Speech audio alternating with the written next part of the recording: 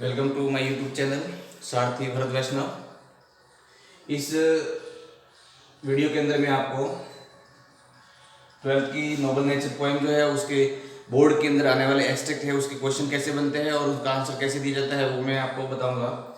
इससे पहले वीडियो को अंत तक जरूर देखें, वीडियो को लाइक करें और सब्सक्राइब करना नहीं भूलें।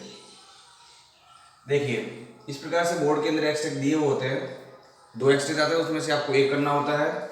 यहाँ पर पहला स्टेंजा दिया हुआ है, it is not growing like it tree.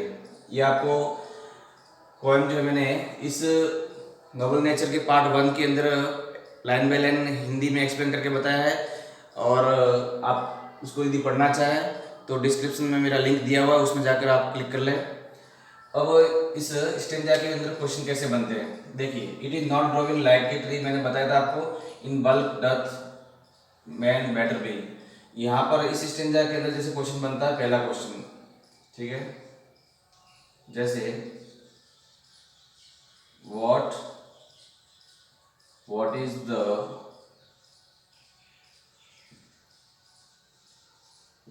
quality of an oak tree। ये स्टेंजा आपके बोर्ड 2019 में पूछा हुआ है, ठीक है।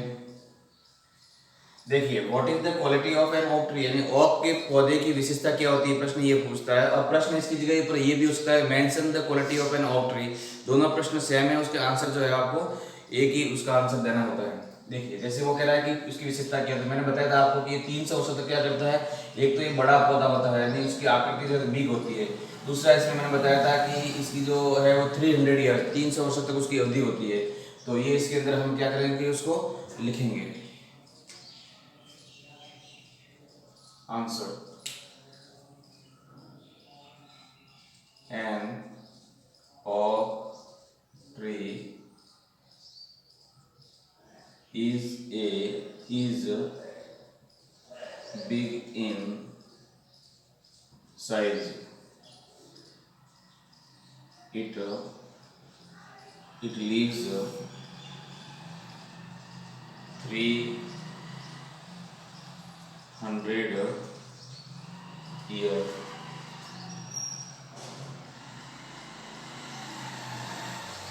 without any use। देखिए, नेक्स्ट क्वेश्चन है हमारा स्टूडेंट्स, इसी स्टेंजा में से बनेगा। जैसे प्रश्न है बनता है, how does N of fall at last। Next question ये भी बन सकता है इसके कि what happen with an oak tree at last। देखिए, अब यहाँ पर मैंने कहा कि व्हाट हैपन, इस प्रश्न के अंदर पूछा गया हाउ डज एन ऑक फॉल एट लास्ट, यानी ऑक का पौधा अंत में गिरता कैसे है। या फिर प्रश्न ये बनता है कि व्हाट हैपन विद एन ऑक ट्री एट लास्ट, यानी ऑक के पौधे को अंत में क्या होता है। तो क्या होता है, ये मैंने उसमें बताया था आपको कि अंत में जो है गिरता है एक ठूंठ के समान। At last to fall a log, अंत में जो है ठूंठ के समान गिरता है, सूखता है, बॉल्ड होता है और सियर। चाहो तो आप इसी लाइन को जो है लिख सकते हैं, और थोड़ा सिस्टमेटिक आंसर लिखना चाहो तो मैं दोनों आंसर आपको बताता हूँ इसके अंदर। जैसे एन oak falls dry, बाग पोस्टर में मैं साथ में लिख देता हूं विदाउट लीव्स, एंड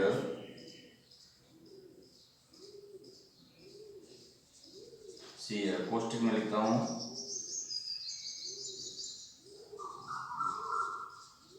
विद, ठीक है, एट लास्ट।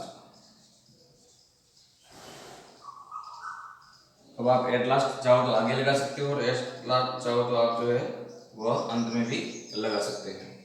देखिए, तो ध्यान में आ गया होगा। ये पहला स्टेंजा बना हमारा, इस यानी स्टेंजा इस पोएम के। Read the extract given below and answer the question.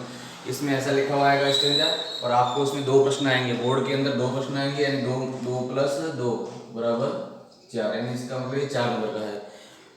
ध्यान से पढ़ेंगे, ध्यान से समझेंगे, तो मैं निश्चित रूप से कहता हूँ कि आपके जो स्टेंजा के प्रश्न बिल्कुल भी गलत नहीं होंगे। मेरे जब वीडियो आते रहेंगे, आप उसको देखते रहेंगे, तो आपको जो है ये 12th बोर्ड के अंदर बहुत जो है आपकी हेल्प करेगा।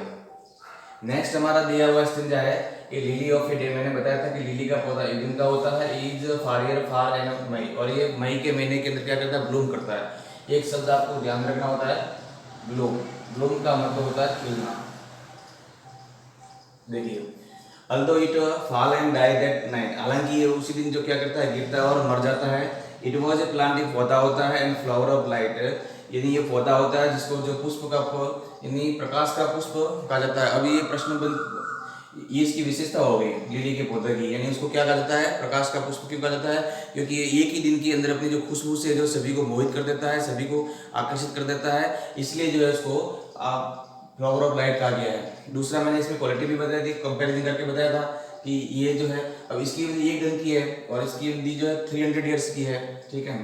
तो इसमें से प्रश्न बनते हैं, देखिए, इन विच मंथ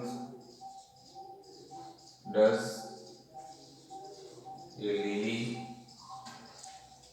ब्लूम, ठीक है, यानी कौन से महीने के अंदर लिली का पौधा जो है वो खिलता है। तो ध्यान में आ गया होगा, मई महीने के अंदर। तो आंसर इसका बन जाएगा ए लिली ब्लूम्स इन मई। दूसरा इसी स्टेंजा के प्रश्न बनाते हैं अपन, यानी इसकी अवधि कितनी होती है। तो देखिए, how long is the lily life of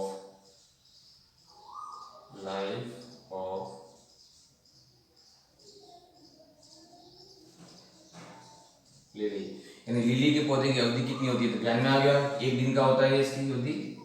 तो आंसर देंगे हम